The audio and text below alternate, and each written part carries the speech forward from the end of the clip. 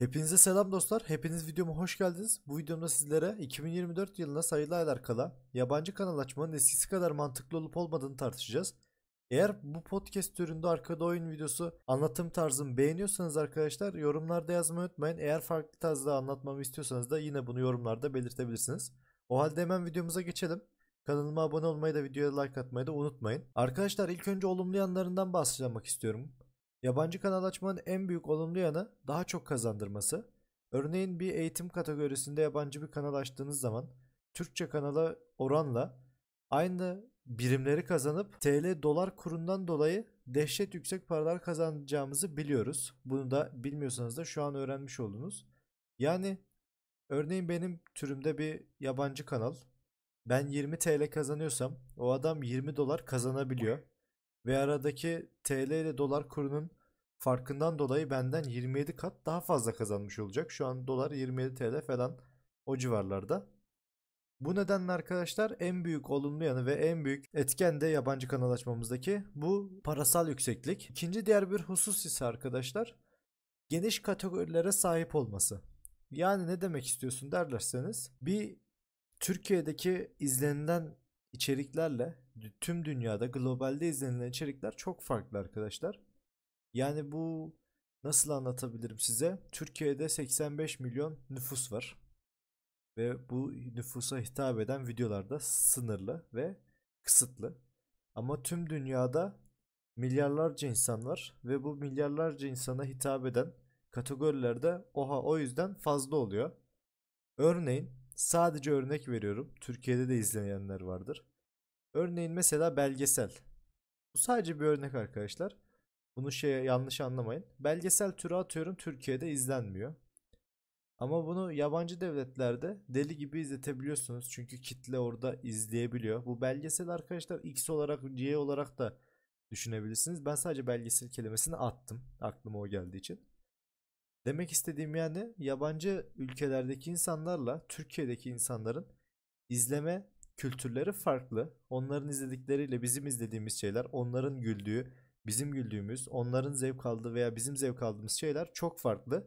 Ve yabancı globalde bir kanal için birden fazla ülkede bu şeyi yapabilirsiniz. Ama Türkiye'de arkadaşlar sadece Türklere özel içerikler yapacağınız için izleme kültürünüzde sadece Türkiye olacağı için kısıtlanmış olacak. Ama yabancı ülkelerde birçok ülke olduğu için bu türde kısıtlanmamış şekilde fazlasıyla daha çok kategoriniz olacak ve YouTube'a girmeniz için de kategori seçimlerinizde araştırmalarınızı iyi yaparak burada iyi paralar kazanabilirsiniz.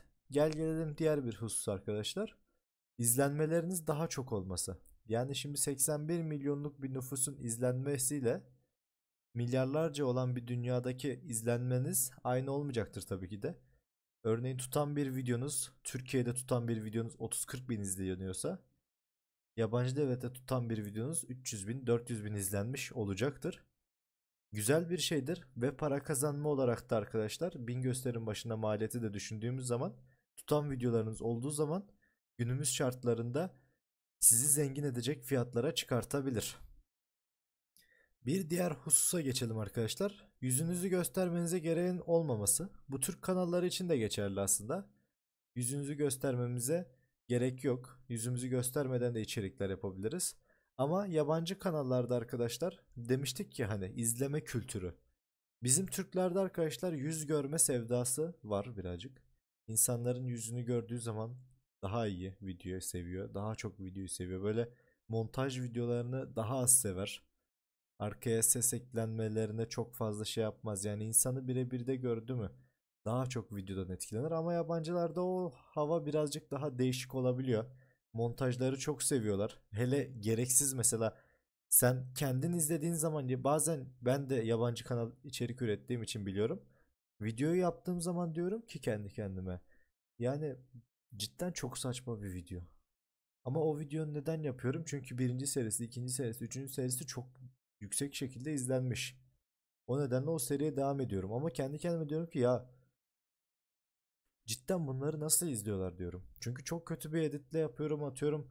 Çok saçma bir konu oluyor ama izliyorlar. Kötü bir editle yapıyorum dememin sebebi de onu izlemeleri.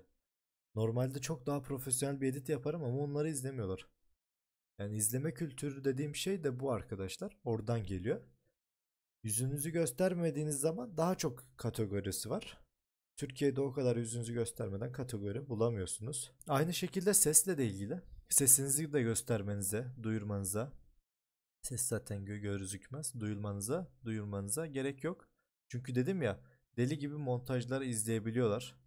Ya da işte robotik sesler de koyabilirsiniz. Bunu Türkiye için de yapabilirsiniz. Konuşmanıza gerek yok, gidip Türkçe bir seslendirmeyi videoların arkasına koyabilirsiniz arkadaşlar. Yani ses ve yüz konusunda yabancı kanallarda çok artılar var. Şimdi gelelim olumsuz yanlarına. Tabi dedik ya, izlenmeler çok, izleyen kişinin sayısı çok. Bu da bize rekabeti de çoğaltıyor. Rekabetin çok olduğu yerde de arkadaşlar bizim ekstra şeyler yapmamız lazım. Ekstra şeylerden kastım yapılanı değil, yapılmayanı yapmamız lazım. İnsanlara onu vermemiz lazım. Şans faktörünün olduğunu da unutmamamız lazım arkadaşlar. Çünkü sizinle aynı şeyi yapan birçok insan olacaktır. Elbet olacaktır. Yani ciddi anlamda aklınıza o kadar enteresan bir fikir gelmediği sürece sizin yaptığınız şeyin aynısını başka insanlar da yapıyor olacaktır.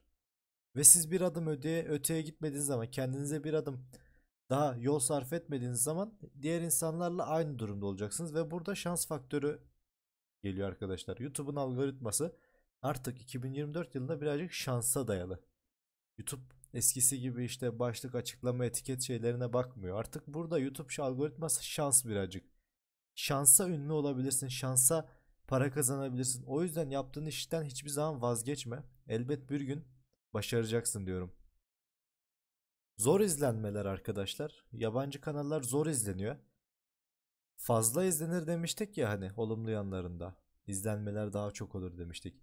Zor izlenme ile izlenmenin fazla olması ayrı şeyler arkadaşlar. Şimdi izlendiğiniz zaman çok izleniyorsunuz ama o izlenmeyi yakalamanız birazcık zor oluyor. Bu YouTube'da arkadaşlar eğitim verenler, video çekenlere aldanmayın. İşte bir ayda YouTube kanalı kurduk, şu kadar izlendi, bu kadar izlendi. Yok arkadaşlar, öyle bir şey yok. O adamlar 40 tane kanal deniyorsa biri tutuyor. Sonra da gelip sizin gözlerinizi boyuyor. Böyle bir şey olmayacak. En az kendinize bir 5-6 ay vermeniz lazım. 5-6 ay sonrasında halen ilk günkü gibiyseniz o kanalı artık zaten kapatmanız lazım ve farklı bir şeye odaklanmanız lazım. Yani farklı bir kanal açmanız lazım. Farklı içerikler üretmeniz lazım. Ama bakıyorsunuz 5-6 ay sonra izlenmeleriniz artmış. Yani bu artış 200 de olabilir, 300 de olabilir ama bakıyorsunuz ki ilk attığınız aylara göre izlenmeleriniz ciddi şekilde artmış. 200 artmış, 300 artmış. O zaman devam edin arkadaşlar. Kendinize bir sene verin. Bir sene içerisinde oldu oldu. Olmadı, başka kategorileri deneyin. İzlenmeleri artsa bile. Ama bir sene çok önemli. Yani o diğer insanların videolarına bakıp kendinize aldanmayın. Bir ayda hiçbir şey olmaz. Hele ki yabancı sektörde cidden bu çok zor. Sizin gibi deneyen birçok insan var. Sonraki etken arkadaşlar, olumsuz yanlarından biri, kötü ülkelerden izlenme alınca gelir düşebilir. Örneğin bir futbol videosu çekiyorsunuzdur. Bunu Türklere izletseniz 1000 gösterim başına maliyetiniz 20 TL diyelim. Ama siz bunu globale yayıyorsunuz. Videonuzun %90'ı Hindistan'dan izleniyor. Tacikistan'dan izleniyor.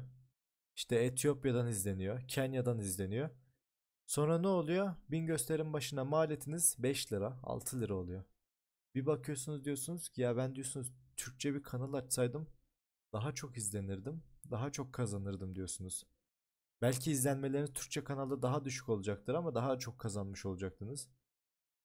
Bu Hindistanlılar, işte Kenyalılar, Etiyopyalılar deli gibi video izliyor. Deli gibi de videolara tıklıyorlar.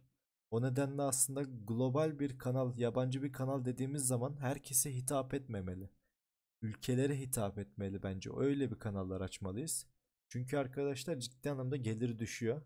Yaptığınız işe, emeğe bir şey kalmıyor. Yani bir video atıyorsunuz, çok uğraşmışsınız. İngilizce seslendirmesi olsun, o olsun, bu olsun yapmışsınız. %90 Hindistan'dan izlenme. Bir bakıyorsunuz Türkçe atsanız daha çok kazanacaksınız yani. O nedenle arkadaşlar buna göre kanal ve kategori seçimi de yapmak lazım. Yani 2024 yılına girmeden önce 2024 yılında yabancı kanal açmak bence çok mantıklı. Halen mantıklı.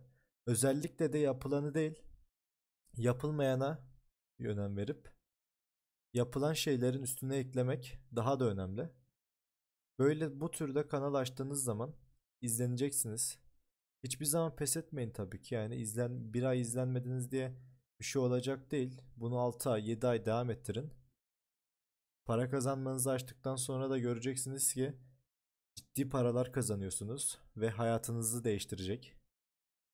Para kazanma adımından sonraki videoları da arkadaşlar ben sizlere atacağım. YouTube bir başlangıç. YouTube sürdürülebilir bir iş değil. O nedenle YouTube'u bir basamak olarak görün. Bunun hakkında da konuştuğumuz podcastler gelecek. O halde bugünlük videonun sonuna geldik. Umarım sizlere yararlı bir açıklama yapmışımdır, video yapmışımdır. Beni izlediğiniz için teşekkür ederim. Hoşça kalın arkadaşlar. Bu tür podcast videoların gelmesi için de abone olup kanal bildirimlerini açıp videoyu da beğenmeyi unutmayın. Hoşça kalın.